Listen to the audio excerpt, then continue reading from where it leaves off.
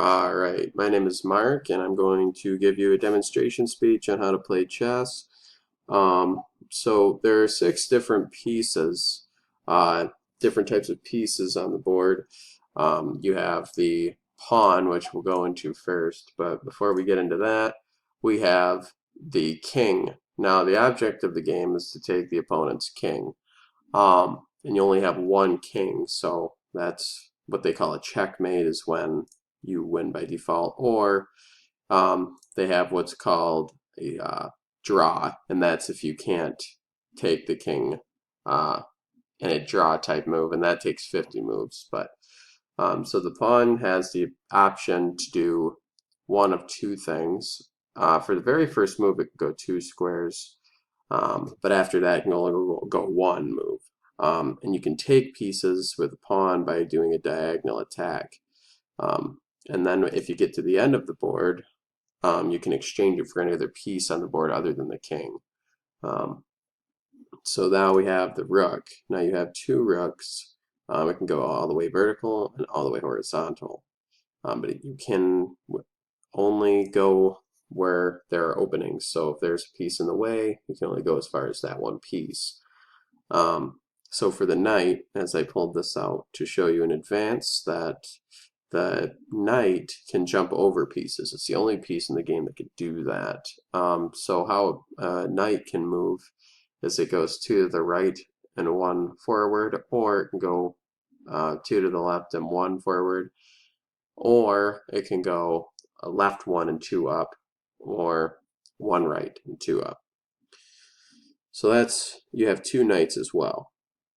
And those are the only way they can move. They can move forward or backward as well. The only piece that can't move backward is a pawn. So now you have bishops. You have two bishops. The right side is always going to have the lighter side on the white side, and white can go first, which is why I moved. And this is highlighted as a yellow, which shows that they moved second to show what previous move they did, so I could work accordingly if I was away. But the one on the left, as you can see, covers the dark squares, and the one on the right covers white squares. So they can have one for each color on the board. Then you have the queen, which you only have one of, unless exchanged for by a pawn at the end of the board, which can go in any direction as far as it wants to. It's actually worth the most points in chess in a point grading system. It's 8 points, other than the king, because the game is over, so you can't really grade points from a king. So those are all of the pieces. Now what I wanted to do next was explain a few moves that you can actually do afterwards. So we'll get into that right now. So first move I did, which white goes first, is I moved the knight to c3, and the pawn on the black side has moved to c6. And the points go all the way up from the white side. So if you're on black, you're going to start from a8 and go all the way to h8. So he moved one pawn, one, and he could have moved it two. So what I'm going to do is move pawn the two moves first. I want to take advantage of the center. One of the things you should look for in chess is to always control the center.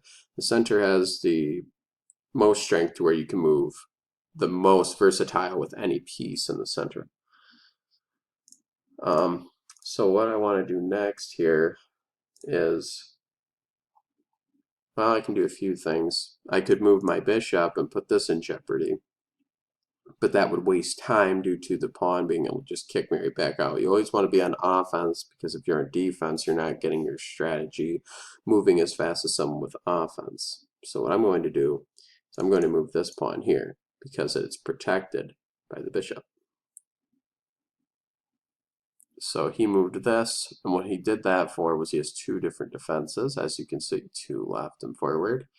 And he has a pawn on c6, which can protect as well if I was to take it with my horse, which I would have if I could have.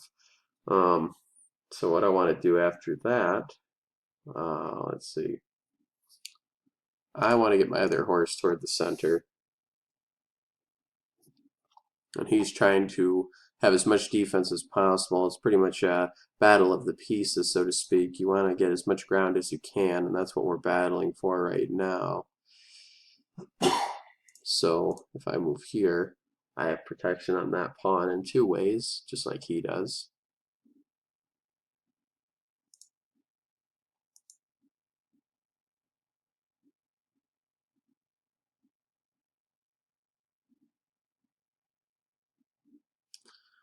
Alright, so now he moved his queen out. I think it's a little too early to move the queen, but that's fine.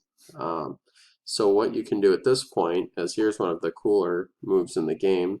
Um, this is what's called a castle. Now, this is why people call this a rook, is because when you castle, there are a few rules, but your king can actually go two spaces. This is the only time in the game he can possibly do this, and you can only do it once per game. And there are a few criteria that have to be met. One is that your king must never have moved the entire game, and neither the rook, and also that you are not in check, which check is where you are being attacked. Your king is being attacked. That's what's called being put in check. And checkmate is where there's no option to get out of a check.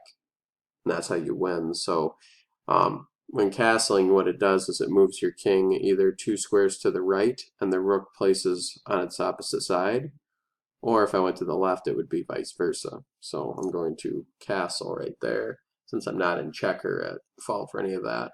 And I have, it's a better move for defense, but you should never move your pawns out of your castle area.